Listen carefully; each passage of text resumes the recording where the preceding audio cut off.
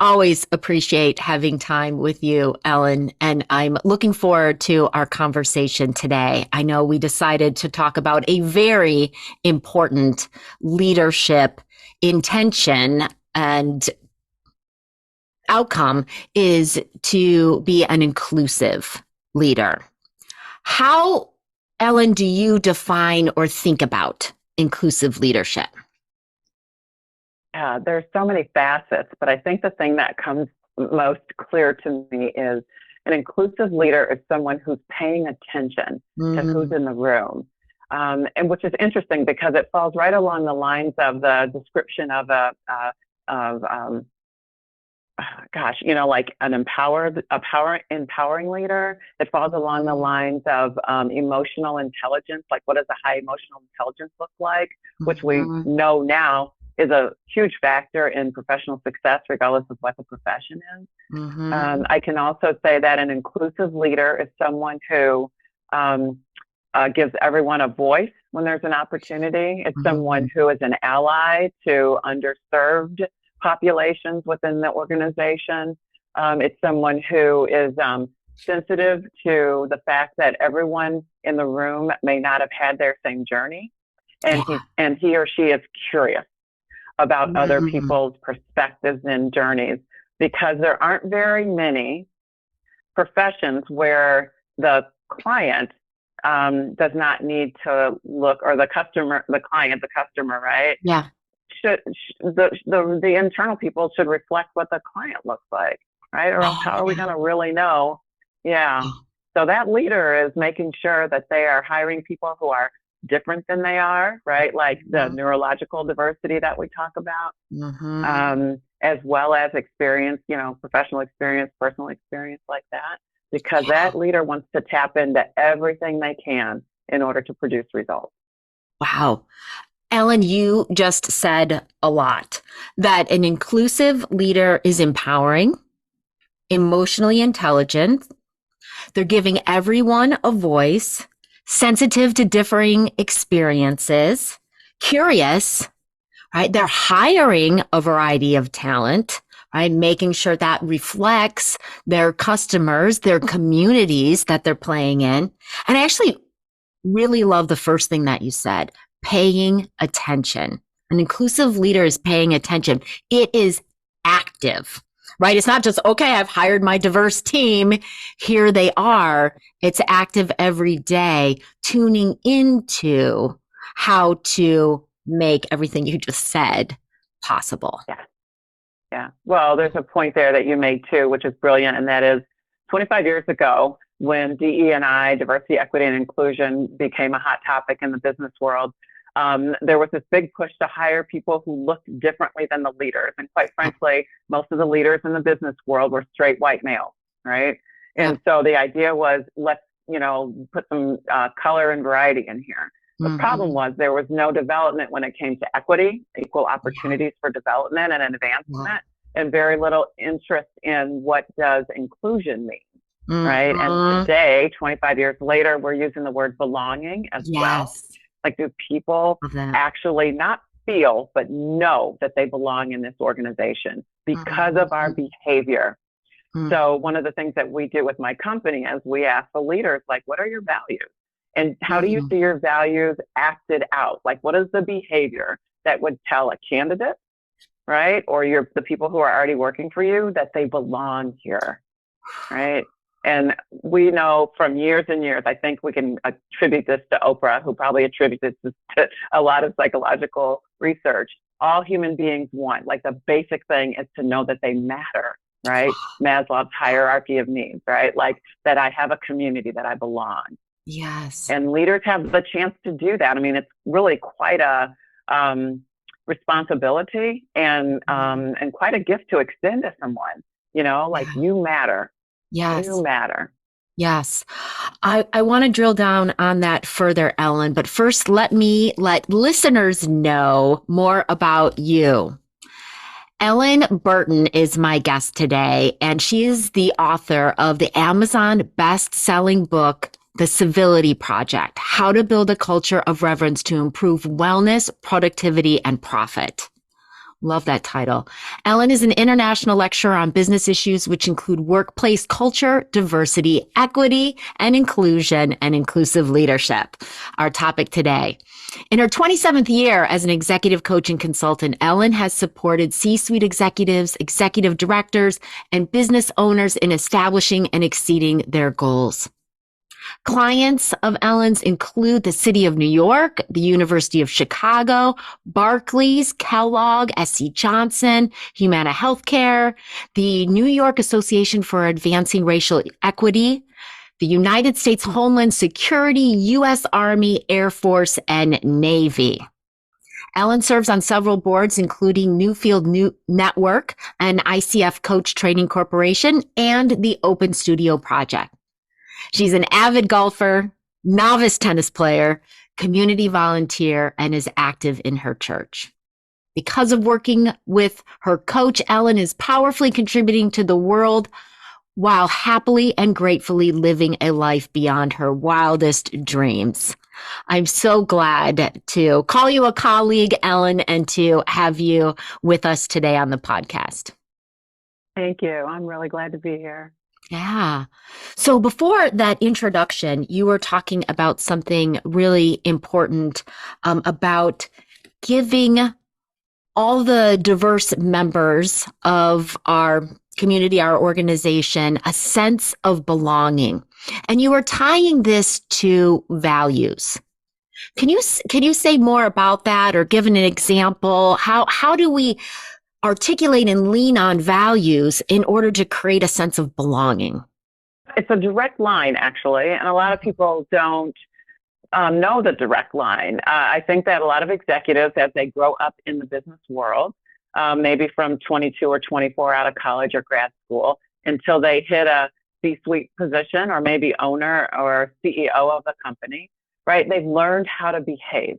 They've learned how to show respect and dignity, whether it's somebody from the town next door or somebody from across the globe, right? They've learned etiquette. They've learned respectable tone, volume, how to treat people when you want them to hear you and how you want to be heard.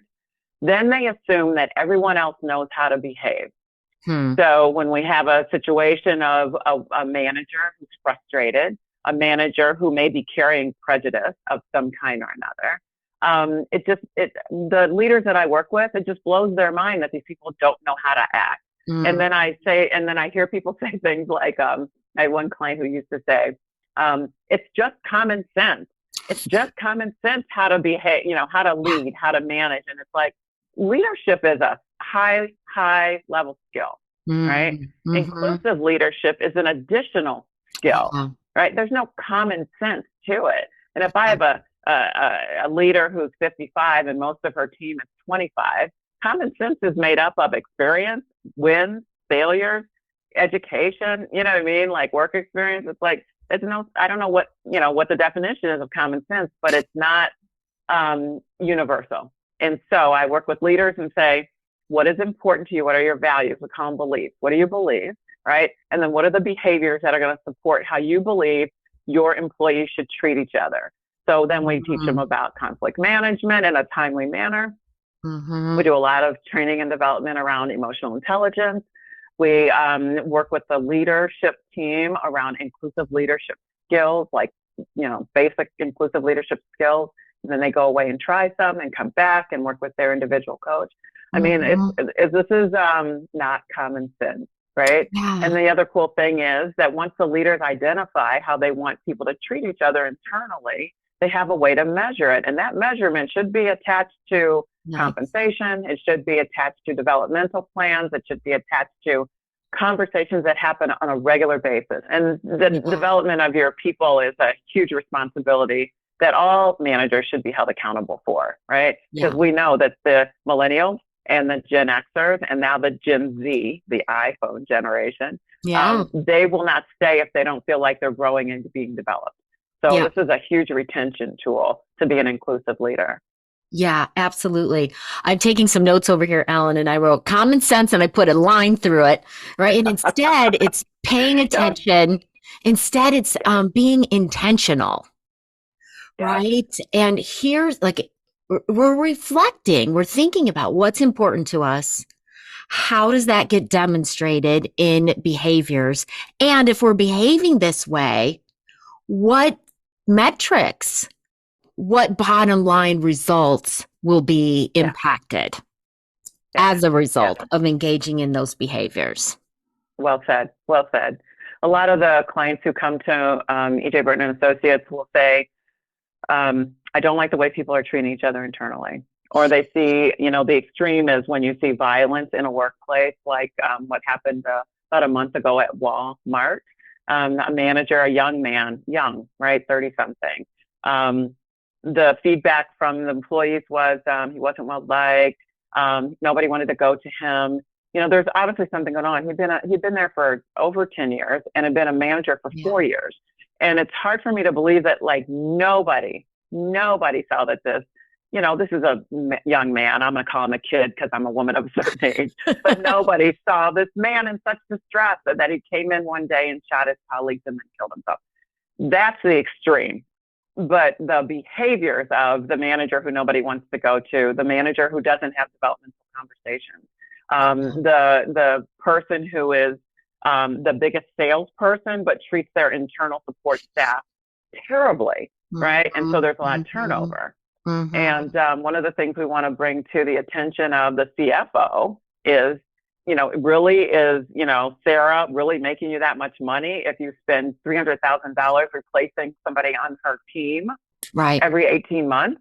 Yeah. Like how much money is she generating? Because all they look at is like the big sales numbers, not the impact of behavior.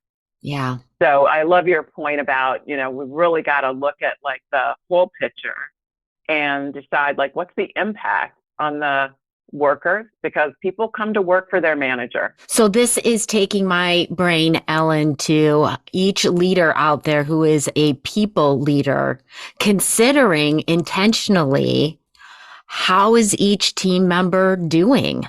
How do you create a sense of belonging for them? How do you make it comfortable and safe and great for them to show up as their full selves and share their ideas and perspectives?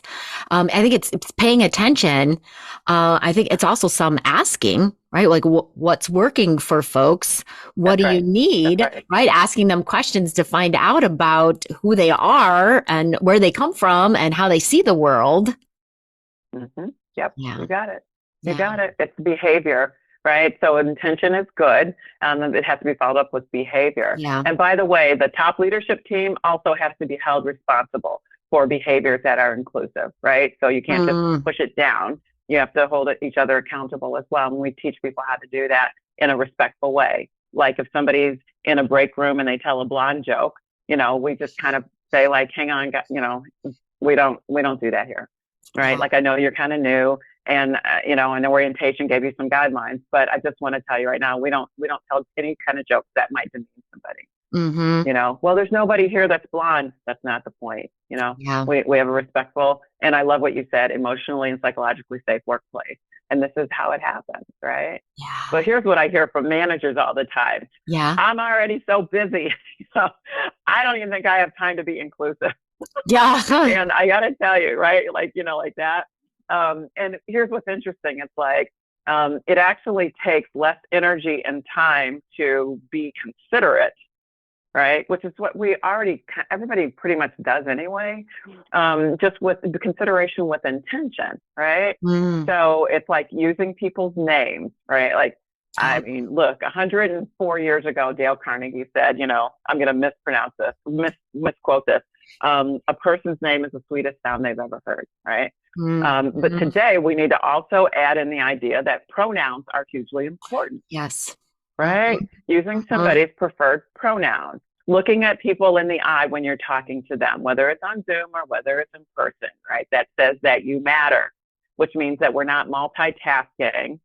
I'm so guilty of that. Yes. Because we're learning, right? Like multitasking instead of giving the person our full attention. And if you can't give them your full attention, say, I can't give you my full attention right now. Give me about 10 minutes to finish this email, and then let's talk. Yes. Right? That's all you got to do, right? Yeah. Yeah. If you misspeak, then say like, gosh, I said, let me introduce you to the girls on our tech team. And then you're like, did I say girls? Right? Because like they're about 35 and 40 years old. And then you just turn and say, I cannot believe I said that, you all. Right? Like, please forgive me. I'm still learning. Right? So, and I got to tell you, we all have to be patient and we all have to show grace. Right? Like we all have to show each other some grace and say, you know, like, George, if you call us girls one more time, we're going to come to work in Girl Scout uniform. Like, is that what you want? Is that what you want? You know, like things can be made light, but with, you know, like clarity, like that doesn't feel good to me. Yeah. Right? And there's times when you can say that doesn't feel good to me. I wonder if you can say it in a different way. Lovely. Lovely. Ellen, so many people think, oh goodness, right? We're getting overly politically correct. There's nothing you can say, can't tell any jokes anymore. But I know every time we chat, I laugh and laugh with you, and you are funny and at no one's expense, right? We can still be funny. And I love this. Bring grace, bring patience with others and with yourself. Yeah. And honestly, if we're jumping in and we're working to be inclusive in ways that we haven't in the past, we are going to make mistakes. We are going to say it wrong. If we're paying attention, we're going to see, ooh, I don't think that landed the way that I intended for that person. Right? I was speaking to their experience and where they're coming from. And okay, now like they look uncomfortable. I've put them on the spot. We could do something wrong. Apologize, dig in and find out what will work in that situation with that individual. That's right. Yeah. That's right. Yeah. And ask too, right? Yeah, great. I think I referred to you as she, and I know that you like the pronoun they. Did I just say that out, you know, and the person will say like, yeah, you did, but it happens to me all the time. You know, in the future, just know that I don't identify as male or female, just like, you know, like it's a conversation, right? Yeah. Like everything's not a hit. And if it occurs to you 2 days later, that's okay. Go back and clean it up. 2 weeks later, go back and clean it up. The idea here is that you can't have trust unless you have the, you know, uncomfortable conversations. They're not always hard. They just could be uncomfortable. And coming at them with humility, not humiliation. And we're not trying to humiliate others, but just coming at it with humility and saying like, I think I misspoke. I think I screwed up. And the person may say to you, no, you said they. That's good. And then you'll be like, score, you know, like, goodness, I'm learning. I want to underscore what you said, Ellen, about go back and clean it up or go back and ask. Because I've spoken to leaders who are resisting that. Well, maybe they didn't notice, or maybe it didn't offend them, or I'm going to make it worse if I go and I talk about it. And I think that has to do more with our own discomfort. Right? And we got to work on our willingness to be humble and step through the discomfort and have that connection, even though it might feel a little awkward or messy at the onset, to go and clean it up. I think it's one of those things that's easier said than done, but this is critical. This is the work. Yeah, absolutely. And awkward is the key. Like awkward is not going to kill you. No, no. Right? Like awkward is just one of those emotions that comes and goes like the weather. And so it's like step into it. You can even say this feels really awkward to me. And that kind of calms things down in a different way. And it makes people be able to listen better. I think that we realize that you learn less while you're talking, you know. And right now, while we haven't invented anything new in a while, other than my talking refrigerator, we need as much innovative ideas as we can get, right? Because the economy needs this. We need these young people's ideas. We need the ideas of older citizens in our communities and our workplaces who have some wisdom and perspective of time.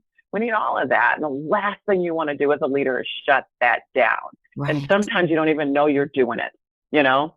So at Mhm. meetings, right? I see this at meetings all the time. A leader comes in, they've got an agenda, they've got, 45 minutes, which we advocate, meetings 20 minutes or 50 minutes, no longer. Not 60. And so they want to pop through their agenda. And when somebody says, well, hang on a second, because this is making me think of, and the manager's like, we got no time for you to think. The thinking is not on the agenda. Yeah. Yeah. Yeah. Right? Yeah. Send me an email, which of course nobody wants that, right? Yeah. So we've gotta make some room for brainstorming, for ideas, for innovation, creativity, and people will only do that if they feel safe. Yeah. Yeah. Great. Yes, we want to talk about bias, right? So I'm a people leader, all people leaders out there, and we want to be inclusive, but yet we also have heard and know that all human beings have some kind of unconscious bias because we've had some kinds of experiences and not other kinds of experiences, and it gives us filters and auto perspectives, right? So if that is happening inside of us, aren't we going to be more prone to make mistakes? Probably, which is fine. So here's the thing about bias. Bias is a neurological response, right, of your Mhm. body, your brain trying to protect the organism. Yes. You're the organism, right? Huh? And it is natural and it is good, right? Like your brain is always kind of scanning the periphery for, where do I put this, right? Like, does this go in a safe pile? Does this go in a drawer? Does it go, safe, unsafe, safe, unsafe? That's what our brains are constantly doing. And so, okay, right? The trick here is, and I love it when people say, well, now that you told me it's conscious, how can it still be unconscious? No. The thing is, about 20,000 of this scanning and cataloging happens every minute, Yeah. right? And so a lot of times we will see something, and I tell the story, it embarrasses me, but I tell the story because I think it's a great teaching point.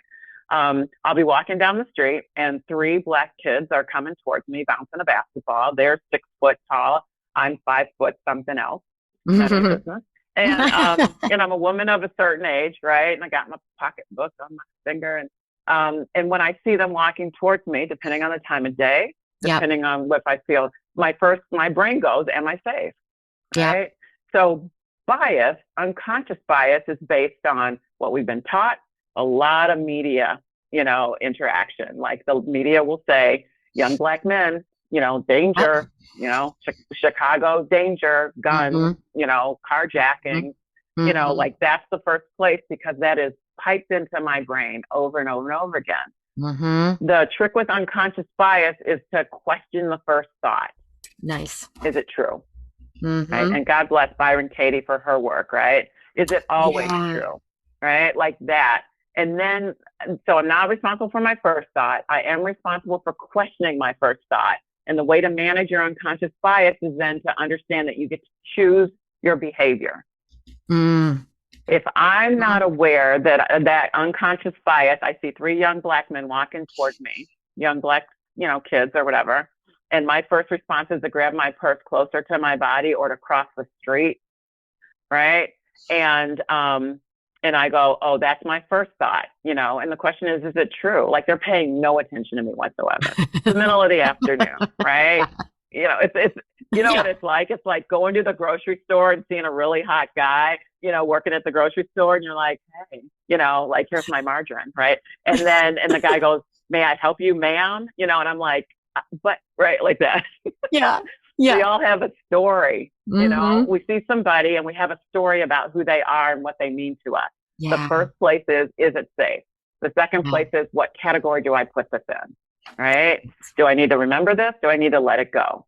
Yes. And so, we can't shame ourselves for a neurological response. Like you can't shame yourself for sneezing, right? Yeah. You can't shame yourself for having an itch and Yeah. then scratching it. Like that makes no sense. Like, look at me, Yeah. I am useless. I'm no good. What doesn't make sense. Yeah. So while I say, seeing these kids makes me seeing these kids and having this first response makes me embarrassed. It Yeah. puts a little shame on me. Like, Mm-hmm. Mm-hmm. I know this isn't a true story. Now I get to Mm-hmm. choose my behavior. Yeah. Right.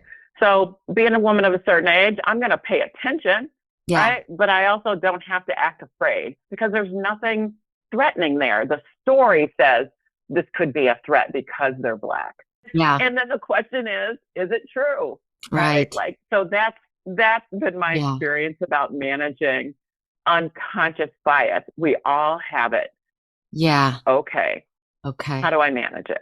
Ah, So the fun thing to do with this, Amy, is yeah. to just play with it. Like you see Thank something you. on TV, right? And go Mm-hmm. like, what's the story I have about that, right? Or Mm. you go to the grocery, Mm-hmm. right? And Mm-hmm. you say to yourself, just kind of play like, what's the story I have about that? See a homeless guy or a guy who looks homeless, but is actually wearing, $400 jeans that are torn up because Mm-hmm. that's the style. Mm-hmm. You're like, oh, that guy's homeless. No, so, it's like that, right? Like Yeah. I have a story Yes. about a guy with torn up jeans. What's the story? And you don't have to do anything, just kind of play with it, right? Oh, thank you. I mean, what a gift if listeners can step into that. I mean, I'm feeling like this is a gift right now to be playful with it. And it's coming back to your concept of not playing the game of perfection here.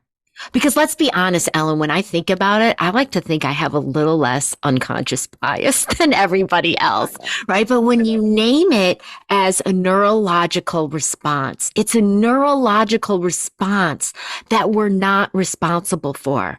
And not only is it due to what we hear in the media, what we've been exposed to in our lives, it's also, I heard this the other day, what is unfamiliar to us, right? So an Asian female being the pilot on my plane, unfortunately, is unfamiliar. And, this is saying, even if we see that, we might be very excited to see that. Yes, right? Love to see this female as the pilot of my plane, but it's unfamiliar. Our brains can still have a neurological response and that we're not responsible for that. We're not responsible for that. We don't have to shame ourselves about that. We're responsible for our second thought. We're responsible for our behavior. Yeah, we are responsible for questioning it, right? Like, yay, oh, our brains, like our heart's like, yay, girl power. And our brains are like, I don't know. Yeah. This is unfamiliar. And we laugh, right? What? Because it's ridiculous. Right? Yes. It's ridiculous. Yes. But we have to let that part come up and go, is it true? And then we go, that's ridiculous. Like, come on, right? And then laugh at yourself and keep going. In the workplace, it shows up like this. I'm a straight white male and I have to give feedback or developmental feedback that's somewhat negative to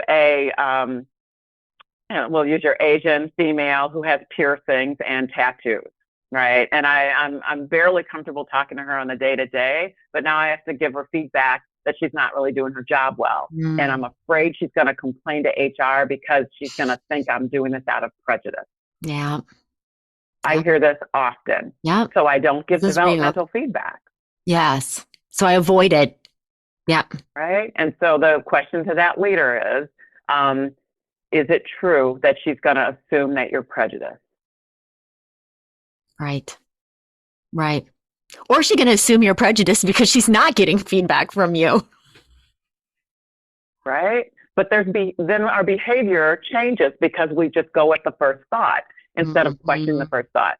And the other cool thing is that if you have colleagues or everybody's got a boss, right? Except me and you. Everybody's got a, right? But seriously, but we use each other, right? To say here's the story I have about this employee, right? And then you'll say to me, well, Ellen, I don't know that she's going to think you're prejudiced. Is there other behavior that would make her think you were prejudiced up until this developmental conversation? And then I got to kind of say no. We go to after dinner, after work parties, and we have been in each other's homes, and right, the trust has already been established. The emotional, psychological safety has already been established. So then my first thought doesn't really match what happened, and behavior is everything. Yeah. Well, Yes. I used to date a guy who would say, "Watch their feet," and I would be like, "What Oh, are you talking about?" Right. what was he talking about? I don't know. He was incredibly attractive and fun and nice, so I didn't really care at the time. But I know what he's talking about. I was like, "You are so pretty." No, because here's the thing. Like he was saying, watch their behavior. It's not their words that you need to listen to. It's their behavior, Ah, okay, okay, okay. Watch right? their feet because their feet do the walking. What is okay? I Got guess. it. You know, like Got their it. behavior will actually speak louder than words, is what he was saying. Yes, yes. Alan, it's coming full circle to me to pay attention. Pay attention to the first thought that comes up, right? Let that be responsible for our second thought. Pay attention to how we're feeling in the moment, right? If we're feeling uncomfortable, if we're feeling hesitant, what is that about? Pay attention to other people, right? Are they engaged? Are they participating? Are they not? What is their body language telling you? That inclusive leaders are constantly paying attention in Yeah. here and out Yeah. there and digging in. Yeah. I mean, the bottom line is you want your workers to, you want them to be present, first of all. So there's a role model opportunity here. And secondly, people who, again, feel like their boss has their back, feel like their boss cares about them. You know, like this doesn't mean you have to go babysit for them, right? Like Right. listening and being present is huge, right? Trying to solve problems with them or having them solve problems themselves and then giving them feedback on the process. All of that is your job. But if your head is down in a spreadsheet all the time, you are missing a huge opportunity to make Mm-hmm. your workload lighter because Mm-hmm. you could have people who are like happy to be delegated to. You could have people on your team who want to stretch their skill set, right?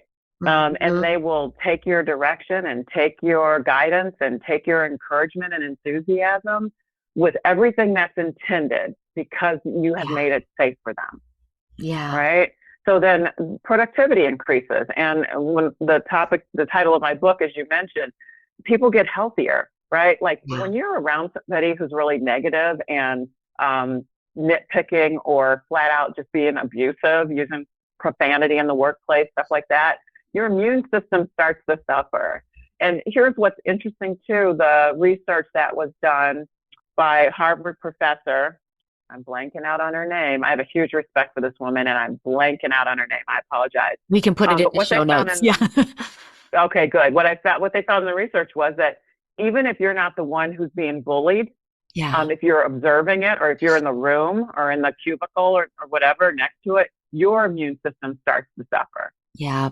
So now you have people taking, you know, mental health days, but you also have them taking sick days Yes. because you know, and I hate the word toxic workplace. I don't like that at all, but because the workplace becomes unsafe and unsure, there's Yep. no steadiness of behavior. Yep. And obviously the opposite is true. If people feel safe, they feel respected, they feel seen and appreciated, they're going to dig in, right? Mm-hmm.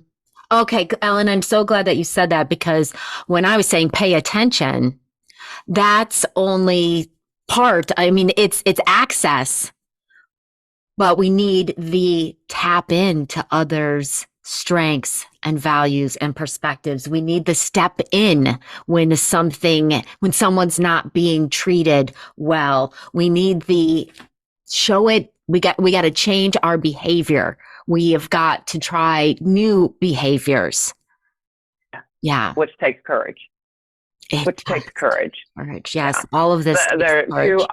two awesome things about what you said. One is you don't need international corporate policy to be an inclusive leader. This Yeah, is a personal issue that you can choose a different way of looking at things and try some new skills. So that's great.